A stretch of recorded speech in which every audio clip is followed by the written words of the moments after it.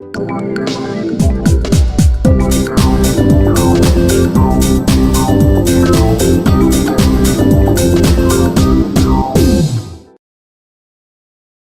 Everyone, welcome back. ನಾನು ನಿಮ್ಮ ಶ್ವೇತಾ ಮಾತಾಡ್ತಿರೋದು ಕೃಷ್ಣ ಸೇವಿಂಗ್ ಸೊಲ್ಯೂಷನ್ಸ್ ಇಂದ.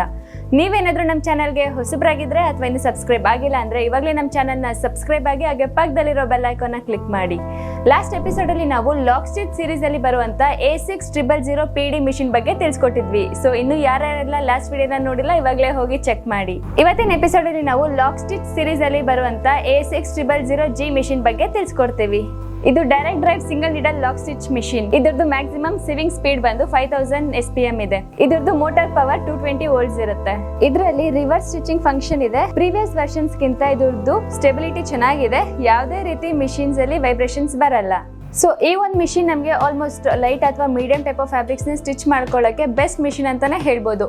ಈ ಮಿಷಿನ್ ಬಗ್ಗೆ ನಿಮಗೆ ಹೆಚ್ಚಿನ ಡೀಟೇಲ್ಸ್ ಬೇಕು ಅಂದರೆ ನೀವು ನಮ್ಮನ್ನ ಕಾಂಟ್ಯಾಕ್ಟ್ ಮಾಡ್ಬೋದು ಅಥವಾ ಡೈರೆಕ್ಟ್ ಆಗಿ ನಮ್ಮ ಸ್ಟೋರ್ನ ವಿಸಿಟ್ ಮಾಡ್ಬೋದು.